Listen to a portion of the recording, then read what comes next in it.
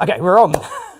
I think we're live. If we're live, let me know in the chat because everything just went black at my end, which is kind of a bit frightening because I can't see anything on my screen. But apparently, I think we're live. Let me know in the chat if we're live. And I'll just move around here a little bit. Okay, I'm getting thumbs up from the other side of the screen. Right, we are live. Hello, everybody. Welcome to the live stream. For those that don't know who I am, let me introduce myself. Hello, I'm Gavin Hoey. I'm one of the presenters right here on Adorama TV. And today we are live streaming from my studio, which means in the next hour, anything, and I'll be honest, everything will go wrong. It already has. So that's a good start. And that's mostly down to the fact I think it's really the heat. It's like 26 degrees in here, which if you work in Fahrenheit is about 126 degrees Fahrenheit. I think that's how it works. You just put 100 in front and you're in the same sort of place. So it's kind of warm in here, but we're going to keep going. Oh my goodness, my screen's just come back to life. I can see myself. Oh, which is great because that means I can actually do behind the camera. You can see them and you can probably see them pressing buttons and everything. Got Freya on the Super Switcher, Sam on the comments. Hello. Hi everyone. Sorry, it's a bit of a crazy time. What's that all about? It's very hot. We can't cope clearly in the UK with heat, can we? And screens went blank and things didn't happen and now they've happened. So welcome everybody. That was exciting. Would you like to know where some people are from? Let me know where some people are and from. Thanks to everyone who said live. Thank you. It's very reassuring, as we were quite confused. We've got people from California. We've got Candy in Northampton. I like this one. This is Stefan in Hook in Hampshire. Family sent upstairs so I can watch it on the big telly in the living room. Excellent. I like that. That's the way to do it, isn't it? That way around. We've got Canada, we've got Georgia, we've got Old Bob between Hard Scratch and Dogfight Lane. That's great. I love it. We've got Texas, we've got Switzerland. Everybody. Right. Everybody is here. I think I'm here as well, but I'm not entirely sure. So thank you very much, wherever you're joining us from. We do appreciate it. So what are we doing today? Today, I'm going to have a look at, is it time to ditch your umbrella for a softbox? Now, if you just want the short answer, it's probably, but not necessarily. Not a lot of help, but I'm going to show you ways that the umbrella can work really well, but how sometimes a softbox, in my case, usually a softbox is the better choice. So we've got a couple of different setups we're going to do, but obviously we can't do this on our own. We need some help, and we have the most awesome model. Give it up for Chloe. Whoa! Chloe's going to be our model for today, and we've got a bit of a colour theme going on. Hopefully that will make sense as we go through this live stream. I thought the easiest way to start would be with some kind of beauty lighting setup. So let's not get too bogged down in technical stuff because I've had enough of that already. Let's get some settings dialed in. Let's see what we can do. Get a picture on the screen and all that kind of fun stuff. So if you're new here and you've not been to one of our lives before, there is a very important picture which everybody who's been here before will now tell you what it is in the comments whilst I'm sorting out the studio from the terrifying, unpredictable start. So say, if you're new here, let us know in the comments if this is the first time you've joined us. They usually start a little slicker. That's all I'm going to say.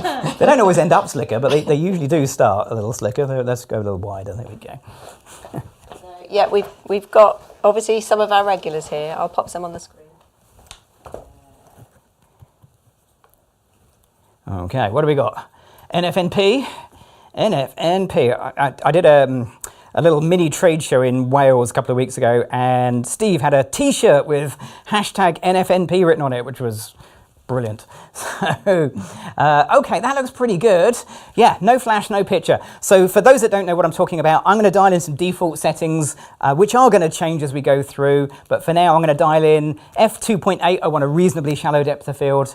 ISO 200, my native ISO for my particular camera. I'm going to guess 0.002 of a second flash, high-speed flash, high-speed sync flash. Let's take a picture like this. Here we go. No flash. Gives me this. Okay, no flash, no picture. That is a genuine picture. That is not a mistake. Well, no flash, no Chloe. NFNC. Yeah, that also works, doesn't it? What that means is none of the light in this room, which is set for video and particularly bright, is ever going to be recorded in the photos. We've got complete control over the room lighting. So all of the light you see is going to come through, in this case, an umbrella with a flash behind it. That's the idea. So now all I need to do is to make my flash match those settings. So Chloe, I'm just going to pop this near your chin. So I've got a flash meter that will allow me to work in high-speed sync flash. It is the Sekonic L858D. And all I have to do is make my flash meter match my camera, and we're good to go. Let me just try and dial that in a little tighter. So I'm using a shoot-through umbrella. That's my go-to light modifier if I'm using an umbrella. We've also got some reflective umbrellas and some soft boxes and things to try as well. But I'm starting with an umbrella because this is kind of where I started. This was my first light modifier. Oh, got there in the end. Took me a few clicks, but what I'm interested in is my flash meter. So there we go. I've dialed in, T is the shutter speed, time, ISO 200, and I kept going until the F number matched my camera. So at this point, I have hopefully an accurate exposure. If not accurate, then consistent, and I'll take that. Okay, let's take a little test photo. Chloe, here we go, quick test photo. I'll tell you what really helps is not showing that picture. Live. Did I mention things can go wrong live? Anyone want to tell me what I did wrong? That's always a good question. What did I do wrong? I did something kind of schoolboy error. Okay. No one will guess what I did. It's going to be a complete surprise. There's a clue in the top left corner of the screen if I show you that picture and drag that across. Yeah, it's up here. I think it's quite impressive you remember to turn the flash on. That's always your first I must admit, I turned it on just before we went live and just before all the panic happened. Otherwise, I would have forgotten. Yeah, I forgot to change my shutter speed. Having said I would do it, I then immediately forgot to put my flash into high-speed sync mode. And without putting my flash transmitter into high-speed sync mode, it defaulted my camera back to non-high-speed sync mode, but obviously didn't change the power of the flash. Okay, so umbrellas. Ignoring the fact I don't have a big enough background, that ain't bad, is it? That's pretty good. This is an umbrella. This is great. This is the cheapest light modifier you can get your hands on. It looks terrific. And if that's what you want, stop. Umbrellas will do this all day long. Beautiful, beautiful lighting. Trouble is, it's not quite what I'm after. I mean, it's close, but what I'd like is a more controlled light, particularly on the background. The background at the moment is a little bit there.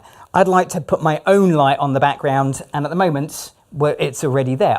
You can't light something that's already lit. So how am I going to make this more controlled? How am I going to get it darker on the background? There's a couple of things I could do. Now, I'm only using a shoot-through umbrella. So one thing you might consider is feathering the light. Feathering the light is where you turn the light. Okay, so I could turn it away from the background like this. So I point it down. Now my light is pointing more down here. Okay, you can get the direction of light is that, isn't it? Spoiler alert, that's not how light works. Okay, but it looks like, in theory, I'm pointing the light down. I'm not. Okay, let me just take that picture. Here we go. Okay, and yes, the background is a bit darker, but it's not that much darker because of the way umbrellas work. Umbrellas, like this shoot-through one, fill with light, and then the light goes off in all directions. It will go down, like I expect, but also it'll come back at the camera. It'll go forwards towards the background. It'll bounce off and go up into the ceiling. So Tracy said, yeah, it's a large light source. It's going to be on the background. No? Okay, Tracy, yes and no. Large light sources, in theory, give you more, potentially more spread of light, but that's not how light works. Stick around, Tracy. If you hang on about 20 minutes, 15 minutes, I'll show you exactly why that sort of doesn't quite work the way we imagine it will. You got a question? Yeah. Oh, yeah. It's live. You can ask me questions. They know that, fortunately. They're a clever bunch. So, hi, Gavin. Which one do you prefer, the shoot-through umbrella or reflective one? I would, if I had to choose between the two, it would be the shoot-through every single time. This one. Okay, I can get it closer to Chloe without poking her in the eye with the pointy end. I have a little thing on the end so I don't poke myself in the eye. The reflective, hey, look at that. Well, good choice, Frank. Excellent. I have a little foamy golf ball on the end with a hole drilled in it, and another one on this end. Okay, so I would choose that of the two. So a couple of other comments. Okay. Al Jawad said, use the inverse square law by changing the distance and light power. And good, cool, let's do Lisa exactly said, that. move Chloe further away from the background. Okay, that is a good one, actually. Moving Chloe further from the background is an excellent answer. There is one small downside, Lisa.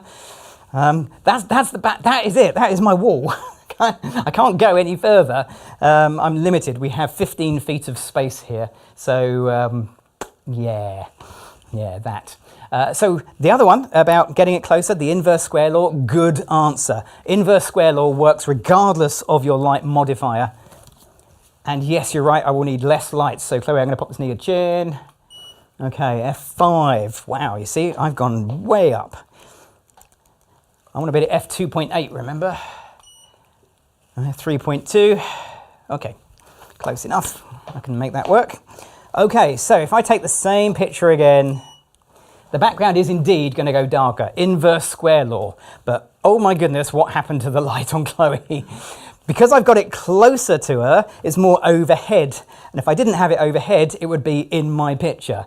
Again, I can't break the laws of physics. So although that does what I asked, it loses one of the things I want, which is that more distant, flatter angle to the light.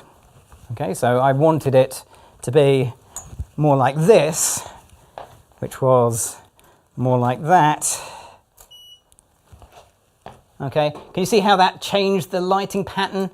I mean, if Chloe wants cheekbones, this is great. Chloe gets cheekbones. But if I want to actually have any light that isn't really, really overhead and contrasty, then I need to back it off and change the angle a bit flatter. So Bob's got a suggestion. Okay. How about a flag? A flag? Oh yeah, okay, that is a good, I haven't got any, Bob, but yes, that is an option. I can't rule that out. That is definitely an option. You could flag the background. It's a bit fiddly in a small space, but it would be, in theory, a possibility. All right, okay, let's switch out to a softbox. Oh, I was going to say, where is it? It's right here. So I've left gear links in the video description for those that want to know what I'm using. I'm using, as my flash is, the Flashpoint Evolve 200 Pro, and this is the Pro Mark II. Let's get that in here. And I'll try and put it in roughly the same place. Roughly. Something like that. Okay, now, important, it's on. I did check. Okay, next important picture, is it in the right place? Yes, I cannot see it in my frame. I'm kind of happy with that. What about the light output? Well, we were on 1/16th power before, so if I put this on 1/16th power, let's see what we get. Just attached to the C-stand. You are hooked. F1.4, so it's not as an efficient light source, which is weird. Why would it be less efficient?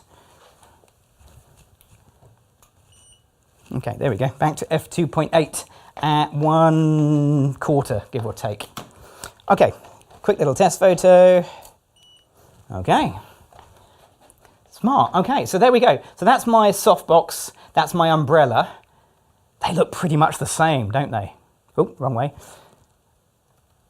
That looks pretty much the same. But the thing about having a softbox is I can do this. Remember, it didn't work that well with the umbrella. I don't have a background anymore. My background is gone.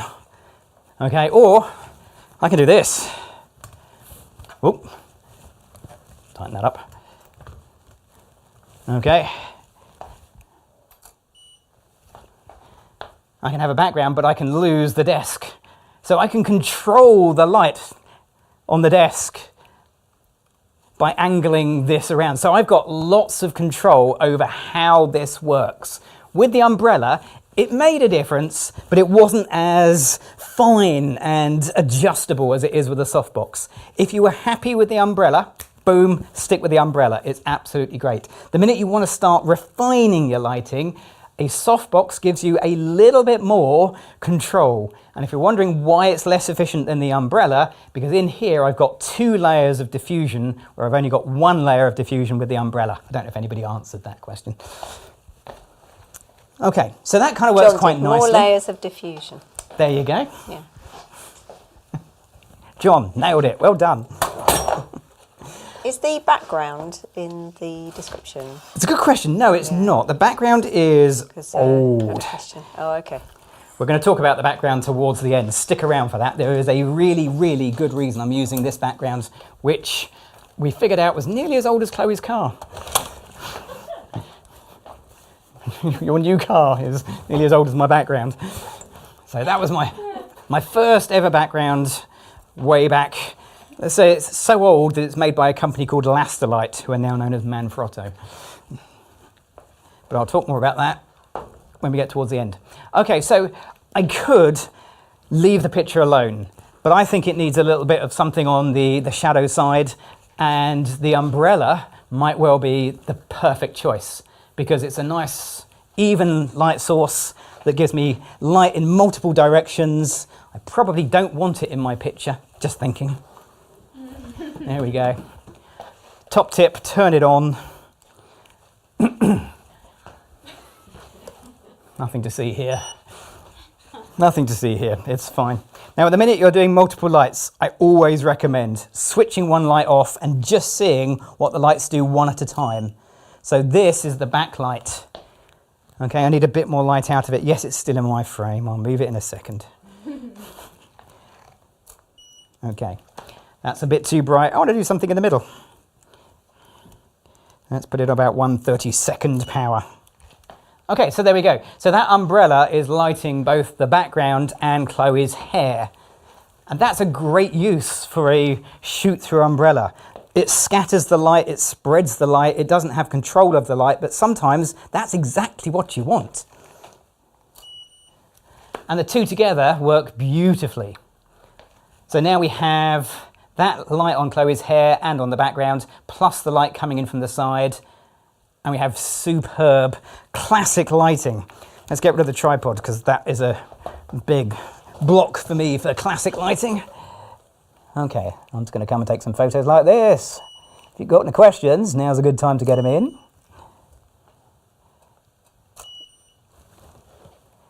Because I'm just going to take a couple of pictures. I'm going to pop a little bit of a colour mode in here as well, because I would give these some post-processing. Nope. Of course, if I'm going to do that, nothing to see here. I've got to set the camera up because it's in a different mode. There we go. I've got a question about the light stands. Yeah, far away. So is the silver C stand and the black C stand, are they the same, or is one lighter or shorter? Okay, that's a good question. The silver C stand is the standard 10-foot light stand. So you'll find a link to that. I don't think I'll link to the short one, but it's a Flashpoint 20-inch light stand. So if you want to know what this is, it's a little 20-inch light stand, and these are super useful. I use the 20 inches all the time. The 10 feet are great, but sometimes I just want that shorter light stand, and the 20-inch C stands get so much use in my studio. Okay, and we can do it without the color effects. Beautiful, last one. Okay, smart. Okay, so f2.8 for a shallow-ish depth of field. Plenty of sharpness on Chloe, no trouble whatsoever there, but you can see the background is nice and soft. If I was shooting at full frame, I would probably be more like f4 to get the similar look. Because I'm using a micro 4/3, I get a increased depth of field because of physics. So Joe asked a question. Are those in-camera colour effects? Yes. So Joe, I would usually apply my colour effects in post-processing. We don't really do post-processing on the live streams.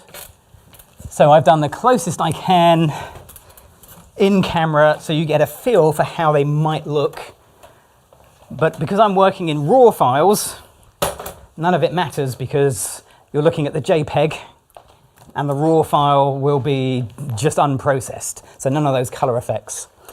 Okay, I'm just going to switch out the background because with this lighting setup, if you don't have a background like I'm using, the next best thing is a gray one.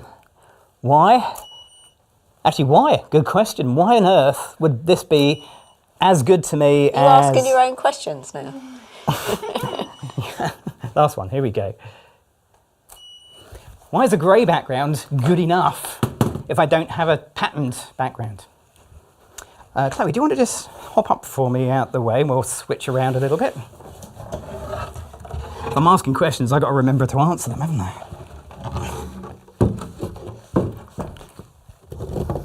So Tracy said 299 watches. I think there's a few more than that now. And only 85 likes. Thumbs up if you like this Gav tutorial, guys. Yeah, I think that's a very good shout out. Thank you, Tracy. Oh.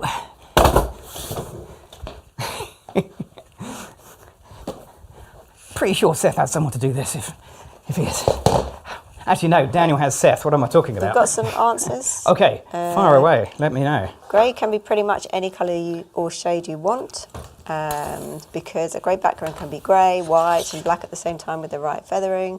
Grey background can be modified with colour light gels. You can change grey to anything. Yep, you can do all of those things, and I didn't do any of those, and they are all correct. Had I lit it, I could have lit it any colour I liked, but particularly it's post-processing. If you want to do a patterned textured background and you don't have one, a grey background is a great alternative because in post-processing, adding a texture to a grey background is super easy. Adding a texture to a textured background, much harder. Right, okay, let's switch this out. So we've had to go with the shoot through umbrella, which is where I started. Do you want to hold that for me? Let's switch this out because there is another kind of umbrella which you may come across. Oh, also, if you're superstitious, buy a softbox, yeah? Some people putting umbrellas up indoors is a no-no. What if you're just a little bit stitious? If you're a little bit superstitious... No, a little bit stitious. Not superstitious. Oh, I see. Just I see what you did there. Oh, very good. If you're just stitious, you're probably going to be okay. Right. So this is the other option, which is a reflective umbrella, which looks great, doesn't it? They don't really come much cheaper than like modifiers like this. This is a true story. I was in New York. It was raining. And Seth, Daniel and I were rushing off to go and do something somewhere.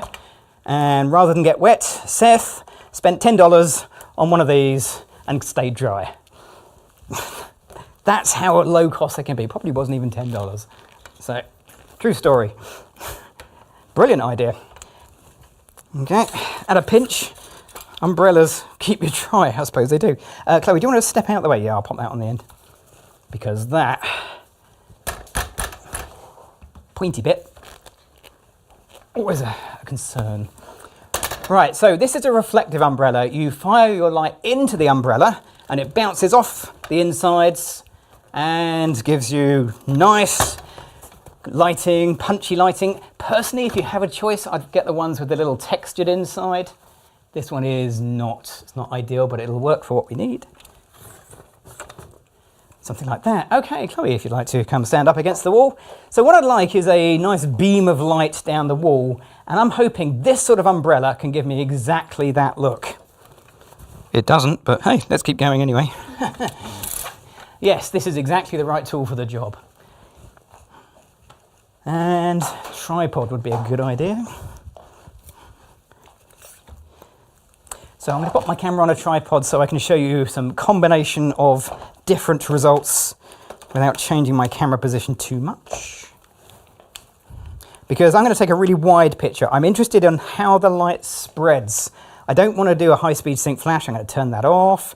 Let's go with classic f5.6. Let's change my flash meter to accommodate that.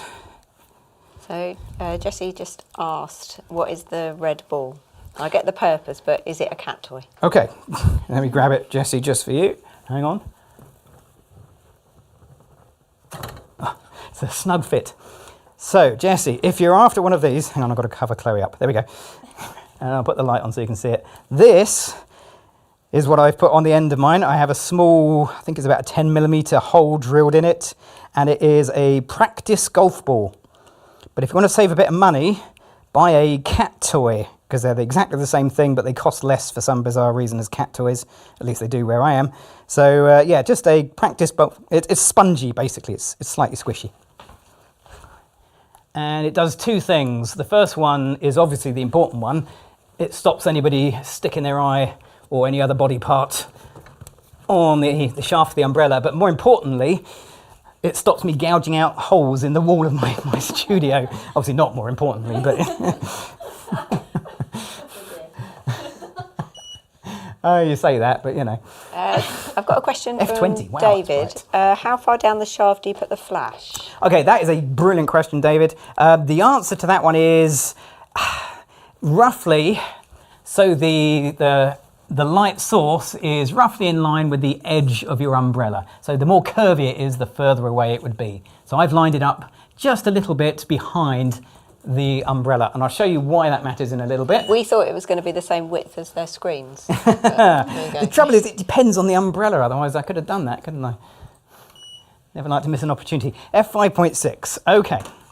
Test photo, here we go. Let's see how this looks. Okay, nice wide picture. I like taking wide pictures because you can actually see it. I reckon I got my flash a bit too far away, just a tiny bit, because you can see it sort of going past the edge. If I just move that in a little bit, I moved it, I can actually tell you, exactly the same distance as your screen. That's how far I moved it. Okay, test photo, there we go. See if you can spot the difference between wrong place, right place. Can you see how that changes the look? I mean, also look at the amount of light that I've got on Chloe by getting it right. The silver umbrella does give me a more hot spotty light, or specular as we call light. Specular, shiny hot spot.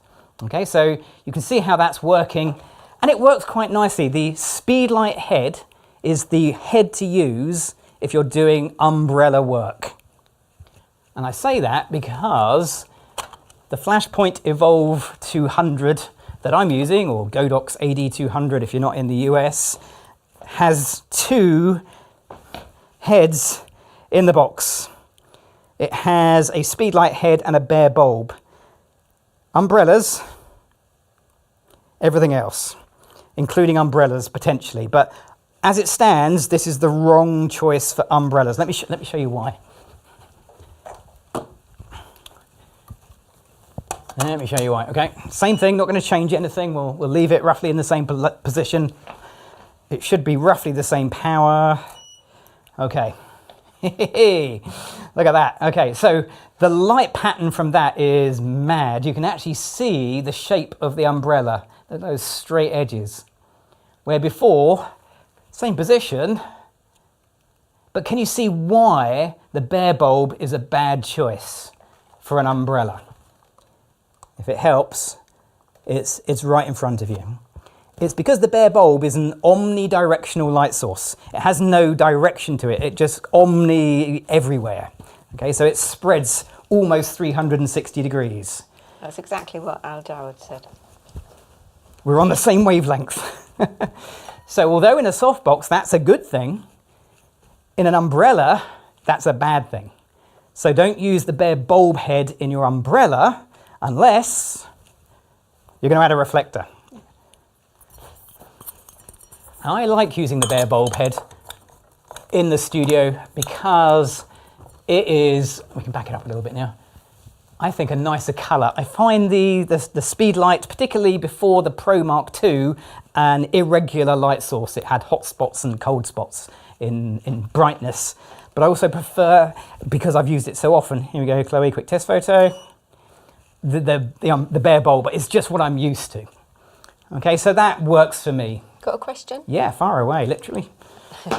Kevin asked, does zoom setting on a speedlight matter? Yes, it does, Kevin. So there is a really important test, and we've done it many times in other videos, so I won't repeat it now. But if you get your umbrella particularly a shoot-through one, and you put your flash in a fixed position, and then you change the zoom of your flash, photograph this view. This is the view you want. Can you see that? Yeah, okay. This is the view you want to do. Sorry, Chloe, I can't quite. There you go. Face detect, autofocus. Okay, you want to see how much it fills the umbrella. You'll never fill the lower parts because your flash is always positioned up in the top quarter, but have a little look and see how much zoom you can set to maximize the filling effect you get with your light. Really important test to do if you're using speed lights. And we've done it before on Adorama TV. Check it out. Okay, so this works really nicely. Let's take a couple of photos, come off the tripod. Let's see how we go. I've got another question, but I'm not sure if this is for another day. Doesn't matter, you can I'd fire away. appreciate it if you can explain to me how to use a light meter in high-speed sync. Okay, I can actually show you that. Here we go. Okay, so you've set your camera up, you've set your flash up, you've got everything dialed in. If you have a Sekonic, that one, turn it on, there we go. If you have a Sekonic 858D, you mean it's a North American market version, all you have to do is you press the little flash icon, and then you'll find one on the right hand side, that's the left, there that says HSS. Tap that, and now you're in HSS, and you can dial in whatever shutter speed to match your camera settings. It only works with the 858 and possibly other flash meters, but this is the one I actually own. So it's kind of an advanced feature. Honestly, you can do trial and error. Nothing wrong with trial and error, but if that's what you want, then it's a good investment if you do it regularly. Actually, yeah, someone else had popped that in as well. Oh. There you go. Yeah. A couple of people, yeah. Our audience are on it, aren't they? They totally are, thanks. Okay, so here's what I want. This is all very well and good, but what I'd actually like is that thinner beam of light, something more directional with shadow top and bottom. At the moment it's a bit too softly spread. I don't know. It's all right, it's fine. I watched a YouTube video and I saw a guy do this. Look at that. Yeah, oh, hang on. Do that. And he said that that makes it smaller, like a thinner beam of light. And as we know, everything on YouTube is correct. We all know that. So let me show you how correct people on YouTube are. And I know this is probably a bad idea. Okay, so has anyone else heard that? Maybe it was just me. This was a long time ago, to be fair. Okay. Rather than do a flash meter, let's just do a trial and error. Let's guess, where could it possibly be? We were at 1/32 power. I've closed it down. It's got to be lower, right? It's got to be 1/8 power. Rough guess. Okay, here we go. Nice wide picture so I can see where the light is spreading. Quick test photo. And yeah, hang on a second. That's not what the man on YouTube said would happen. He said it would be a thin beam like a snoot. Hang on, maybe I'll go wider. Oh, wait, the man on YouTube was wrong. I know. Okay, so if you're thinking you can close your umbrella down and make a thin beam, that's not how light works. Any reflective surface will bounce light off in every direction that you can see the reflective surface. I can see the reflective surface here. You can see it where you are. Light will travel in all of those lines. It's just going to go absolutely everywhere. Had this been black with a little silver bit in the center, maybe that theory would have worked.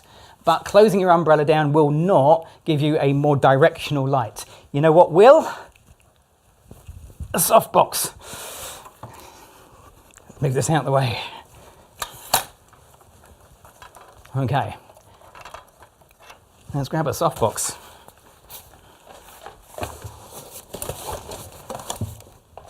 Oh, look at that. That's a bit of luck. I've got a softbox. Okay. Softboxes. So this is a 25-inch glow softbox. It says beauty dish on the side, but ignore that. It's really not a beauty dish. Anything with a outer diffuser is a softbox. That's kind of the giveaway. But you can call it what you like, I suppose. Okay, we'll pop it in roughly the same position. We'll elevate it up in the air a little bit. We'll angle it back. But you can see that the shape of this it's shaped. I don't know if any camera angle will give you an idea of the shadow, but have I got the light stand right in the way on that one? Yeah, there we go. It's actually been quite interesting to watch it become quite arty because it was in focus and then it was almost like we were watching you in a blur. There we are. We'll just do that. How's that? Oh yeah, that's great. I like that. No fun at all. Okay, something like that. Okay, so the shape of this is I must tighten that up. It's kind of pointy, isn't it? It's like straight at the edges and curved like a parabola. So light is going to follow those lines. I've really got that. There we go. Top tip: do tighten up the bits and pieces as you go along. Okay. Yeah, perfect. I wouldn't get too close, Chloe. Wouldn't trust me. Okay, let's turn that light on, because some people say turning the light on helps. Let's guess maybe 1/8 power. Let's take a wide picture and we can see how the light follows the shape of the... Oh no, wait, it doesn't, does it? Of course that's not what happens. No, that's not what happens at all. Light has come out at 180 degrees. It's really also really bright. Maybe if I turn it down a bit, maybe that will make it go... no, that didn't work either. Because that's not how physics works, sadly. Same thing applies... James has said the front diffusion fabric will throw light in all directions too. You need a grid to shape the light. James, you're way ahead of me. Are you looking at his script, James? No, a script. We don't have a script. He doesn't have a script. James is spot on, because if you can see any of the white surface, just like the silver surface of the umbrella, light will reach you. Okay, so I can angle this all the way around here. Light's still going to reach you, even though it's now pointing in the exact opposite direction. Light will still reach you. Light comes out at 180 degrees from this softbox. If you don't believe me, have a look at my laptop. There it is, 180 degrees. Yes, it drops off inverse square law, but light comes out in a straight line from every position that you can see the white, which is why you get a grid. And unless I'm greatly mistaken, somebody will tell me, there is an umbrella with a grid, but I've never seen an umbrella with a grid. So if you want to direct your light, an umbrella isn't the tool for the job. If you want to be really directional with your light, that's where grids come into their own. Okay. Grids do take away lights. You do lose a little bit of light. How much light? Usually about the stop. Chloe, I'm going to pop this near your chin. f4.5. Coming back in. 6.3. Always the way. Question? Yeah, far away. Fabrice asked, would it help to remove the outer diffusion layer and use the inner diffusion layer only? Yeah, Fab, would a little bit. So if you remove the outer diffuser, you'll get a little bit more direction, but what's inside, it's silver. So you still get the same basic result. You just get a little bit more drop off, but frankly, not a lot. It gives a more hot spot, but it doesn't stop the spread. The only way to stop the spread is with a grid. Okay, same light. Without the grid, with the grid. Without the grid, with the grid. Can you see what the grid does? Channels and directs the light. It doesn't focus the light, it just blocks it from going further away. Sorry, that was me going the wrong way. It was a full grid to that one. yeah. Okay, and the simple test is, can you see the white through here? I might be able to turn that on actually. I've got a thing in here that says, no, not that one. Uh-oh, stop pressing buttons, Gavin. Yeah, there we go. Press the right buttons, put my glasses on so I can see what I'm doing. Okay, so you can see through the grid. If you can see through the grid, light will reach you, but I don't have to turn it far. Chloe, can you see through the grid? Not really. Well, let me switch cameras. You can see it better on this side camera. Yeah. Which camera are you going to? That's side better. Camera. Look at it. When you turn it, there you go. Okay. It disappears. No light's going to reach you from that camera angle. All of the light, none of the light. Okay? So that's what a grid does. It's a super useful thing. It really does create some deep, deep shadows. because remember, no flash, no picture. So Chloe has to look towards the light. Let's give it my little kind of bluish tone that we had earlier. Just to give you an idea. Whoa, and once again, don't look at that picture. Every time. Gotta remember to change my settings when I do that. Okay, it is really contrasty. Now, if I wanted to fill in those shadows a little bit, I could get a second light source and do that. Ooh, let's see what we got. And if we had a, here we go. I've got another light source. I can do this.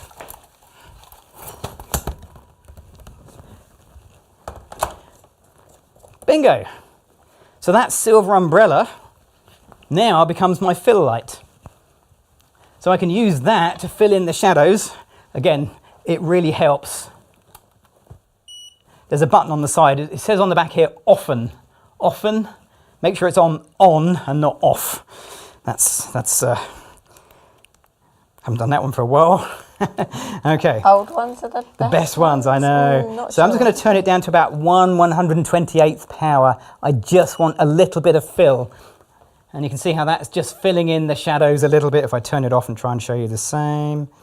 Okay, we'll do the same again. Okay, that is off, that is on. So you can see how I'm filling in the shadows a little bit. I think it's a bit much where it was. This is the Pro version of the Evolve 200. I'm going to turn it all the way down, 256 power, so it throws a small dot of light, little dash, dab, tiny bit. Insert your own word. Beautiful. Just to fill in the shadows a little bit. Great stuff. Okay, so that works really nicely. So you can mix your light types together. Chloe, do you want to step out of the way? Got a question? Yeah, far away. So when measuring multiple lights, do you measure each one while turning others off? Okay, so yes, I do. No, you don't have to. So by and large, I meter the main light. I won't call it the key light. Key light is a specific term that doesn't always mean what we think it means. It's the shaping light.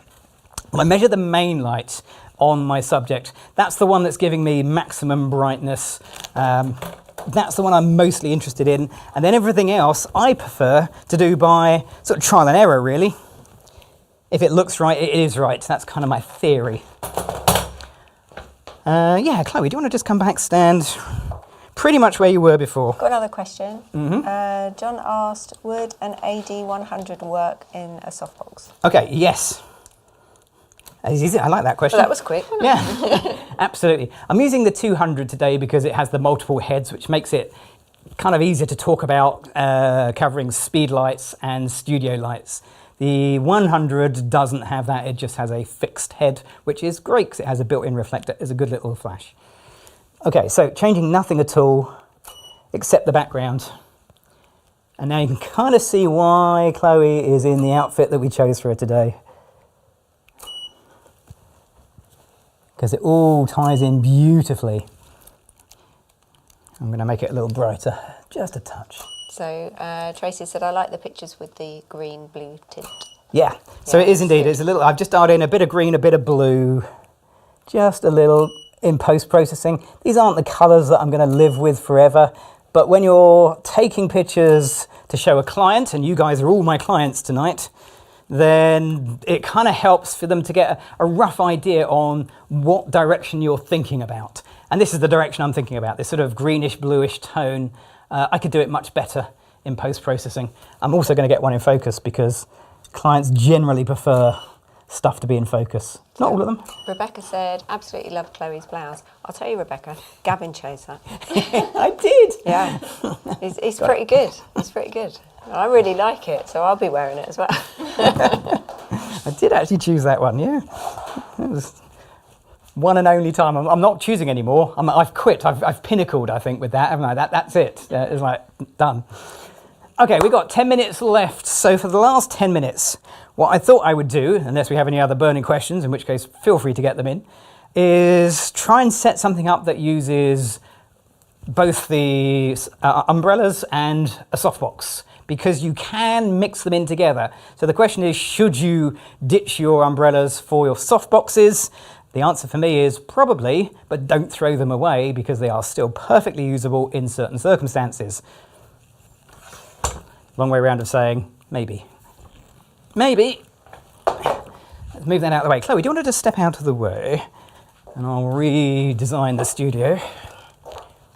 I'll put this over here. So why am I using this background? This background is, Sam and I were chatting earlier, I think it's 15 years old. And I bought it when I was doing high school proms, because that was a thing I used to do. Not very often because I was rubbish at it. But this was my high school prom background, because it has a built-in train. I don't know if you can still get backgrounds with built-in trains. You probably can. I think we established you only used it for 2. Well, 2 proms, yeah. 2 proms, yeah. yeah. It was. I realised that proms are really not my thing. Lots of drunken kids. Don't know why. Didn't really work for me. We've got this rather nice director's chair that's going to be for Chloe to sit on, which was brand new up until about 3 hours ago. And then I gave it a distressed look. I'm just going to say that's from our builder, Steve. Our builder, Steve, used to have a studio and he keeps bringing us things round and it's great. Yes, we acquire stuff. Okay, so umbrellas and softboxes do have one thing in common. They both come in a variety of different sizes, but only softboxes come in different shapes. It's not true, actually. I do have a rectangular umbrella now I think about it. Yeah, scrub that. We'll take that out in the edit. This camera is getting worse and worse. What's wrong with it now? It's just the side angle. I'm not sure about this one. What's wrong with that? It's quite dark. Honestly, you're just so fussy. Bet Seth doesn't moan at his guests for putting things. That's why Seth's got like 6 cameras, because in a small space, stuff ends up everywhere, doesn't it?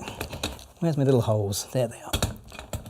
Right, always put the softbox on the lights, not the other way around. We have a much bigger one, so I thought I would crack open the large softbox. Now, if you're looking for dollars or pounds per inch, umbrellas are pretty much unbeatable. I have a 7-foot parabolic umbrella from Westcott, which I thought I was going to use today, but we just ran out of time. 7 feet, and it's like $100. Mad. You get a diffusing cover for another $20, and you've got yourself an umbrella that becomes a softbox. Absolutely perfect. This isn't that much more expensive. There are gear links to the video in the video description, but it is more expensive, and it is just a softbox. Right, something like that. So Chloe, have a seat. Kenneth asked what white balance you're using. So it's a good question, Kenneth. I'm and using then a you've got variety. the colour effects on as well, haven't you? So yeah, I will show you both in a second, Kenneth. Stick with me. Just for you, I'll mix it up. So my raw files don't have any of my built-in colour effects, and they have a white balance of 5,200, I think. Actually, Dean's answered the question. Oh, 5,200. Yeah, but Gavin normally uses 5,200K on his custom white balance. Thanks, Dean, because he was a bit slow, wasn't he, answering that? Yeah, thanks, Dean. Okay. So this is going to be a vertical image. I might have to. Am I still in the shot? Just about. Just about. I can move the side camera just to you if you want. Have a personal camera. Well, that would be amazing. Yeah, here we go. And I can back myself up a little bit. Okay. Right, something like that. How's that? I'm going to move this softbox. I don't know why. I'm going to move this umbrella. I don't know why. I just got the feeling I should move this. Just this feeling. Honestly. It's amazing we actually get anything done in this place, isn't it? Right, let's see where we're at. Chloe, I'm going to pop this near your chin. F3.6. So this needs to be F5.6 because that is what my camera is currently set to. F5, we're pretty close. So I'm at 1/4 power. 1/4 power with that double diffused large softbox with a grid, and it's giving me pretty directional light. I can control the direction, even a small shift. There you go, even a small shift with the grid makes a massive difference. And look at that, huge difference, just that tiny shift. Even managed to move Chloe's legs, which is pretty impressive. That's how powerful a softbox is. Okay, so that's not bad. We probably want to do a little bit better than this, so I'm maybe just going to shift it a little bit more, just to try and get a bit more light on camera right. There we go. Yeah, that feels probably better. That's nice. Nice lighting in Chloe. Chloe, if you look just straight down my lens for me, to see where we're at as I build this up. Okay. Yeah, that's not too bad. I'm going to move this light a little bit more. I like a nice side light. I enjoy side lighting with some direction to it. So what you're watching now is me working it out as I go along, which is how we tend to work. You start with a sort of a rough idea and then see what's working, what's not. Yeah, that's better. Okay, so that's not bad. It's quite dark on the left-hand side as we look at this image. Okay, let's add another light in. And for my second light, I'm going to use the one that's actually set up because I'm super lazy. So this is the one that's currently set up. Good camera choice, thank you very much. So we've got the silver reflective umbrella. I'd like it to really do a little bit of a double duty, light a bit of the background, but mostly put some light on Chloe. I'm going to turn it on. It's in a separate group. So my main light is in group A. My second light is in group B. Everything is on the same channel. So groups are for flashes, channels are for photographers. So if you have a number of photographers, you put them in a different channel. And if you have a number of flashes, you put them in different groups. Tracy asked, is it on purpose that you've left the modelling light on? No, it's not, Tracy. There we go. Is that better? Just couldn't remember which button it was on the transmitter. There we go, just for you. I've tried to press it on the back. The Pro Mark II has a new way of turning the modelling lamp on and off, and you have to go into the menu and then choose it and then turn it off. Much as I love the Pro Mark II, quick test photo, Chloe, I find the interface less intuitive than the Pro and the original Evolve 200. Okay, and I'm doing this one by eye just to see what works, what feels right. That feels a little bright. So about 1/64th power, and because I really don't want to bother with cloning legs out. I know it doesn't take long, but when you have to do it more than once, it's annoying. I'll just turn the light stand. It's not in my picture anymore. Okay, good. So that kind of works. Let's turn both lights back on again. Okay, so now we're getting somewhere. This looks nice. We've got hair light on Chloe, a little bit of a splash of light on the background. It's not bad. There's light if Chloe looks towards the light. Chloe's a professional. She knows to look towards the light. Look at me. But if Chloe looks at me, it's not so good. So what we need is a third light. And I'm looking for a light that will give me a nondescript light. I just want it to bounce around the room, put a little catch light in Chloe's eyes, but not really give me any direction to the light. Now, what kind of light modifier would do that? Question for the chat. Non-directional, bounce around the place. What am I going to use? The sun. The sun. If it's cloudy, yeah, maybe. There's a bit of a clue. I don't know if that helps anybody. Non-directional, bounce all over the place. Just put a catch light in the model's eyes. I'll put it pretty much, let's put it the other side of the camera. Yeah, the umbrella and reflector. Yeah, there you go, exactly that. Turn it on, make sure it's on group C so it doesn't interfere with the other lights. Turn everything else off. Okay, keep it nice and low, maybe 1/128th power. Chloe, if you look straight down the lens for me. Okay, this light is just doing this.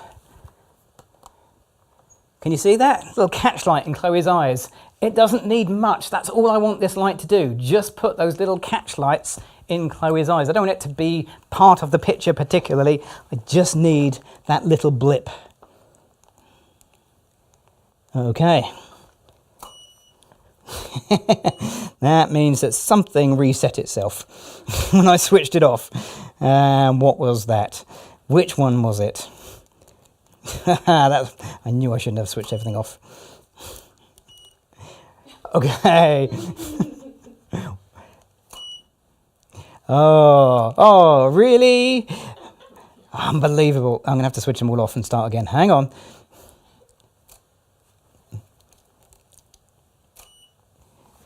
That is supposed to be a... Is that the speed? Yeah, that's that one. There we go. And then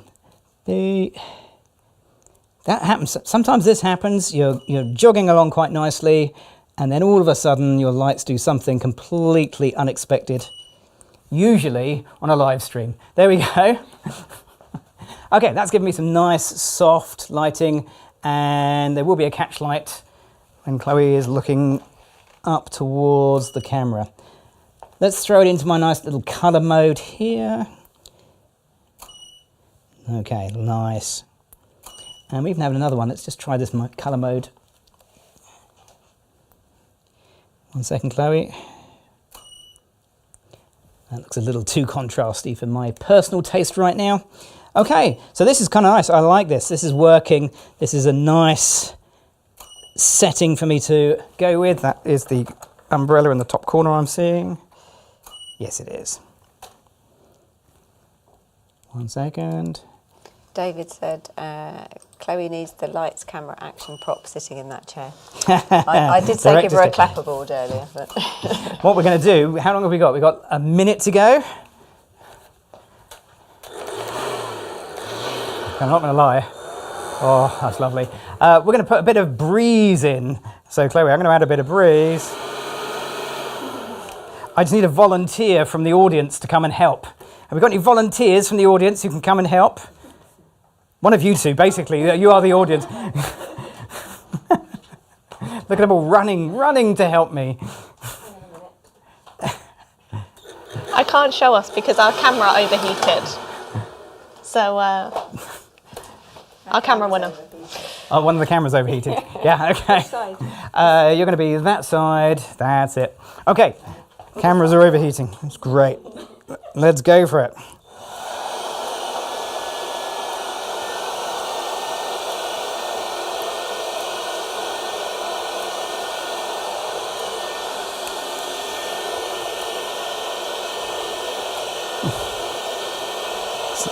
Sam, just back it up a little bit, because you're in my picture. Oh. Yeah. yes. Okay.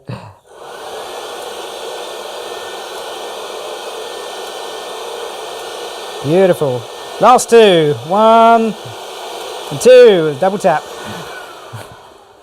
Awesome. So this is our studio leaf blower. It never ever leaves the studio. So it's very effective, and on a red hot day like today, it is actually probably quite nice, isn't it? But yeah. I'm sort of jealous. Anyway, so there we go. Umbrellas or softboxes. If you have a choice, I always reach for a softbox as my primary light source in my small home studio. I know plenty of photographers who reach for umbrellas as their primary lighting modifier. They're all really good if you understand what they're capable of and when to switch from one to the other. So hopefully you found that useful. That brings us to the end of our little live stream. So I'd like to thank Freya on the Super Switcher, Sam on the comments. Thank you. Thanks for joining us. You can't see us because we're just too hot. Yeah, we are. Fantastic. Thanks for all your comments, and thanks for coming along. Hopefully we'll see you next time. Yeah, we're back in a month's time, I think. So we're going to be back for a month. Thank you very much for Chloe. Check out her social media in the video description down below, along with gear links to Adorama. Go check them out. We've got more Adorama stuff coming. So if you found this enjoyable, can't believe you have, but if you have, then not only are we back in a month's time, but check out the Adorama events page where we have a bunch of YouTube live stream stuff from the Adorama studio itself. Maybe one day I'll be there, but for now, that leads me to the end of this. So I'm Gavin Hoey. Thanks for watching.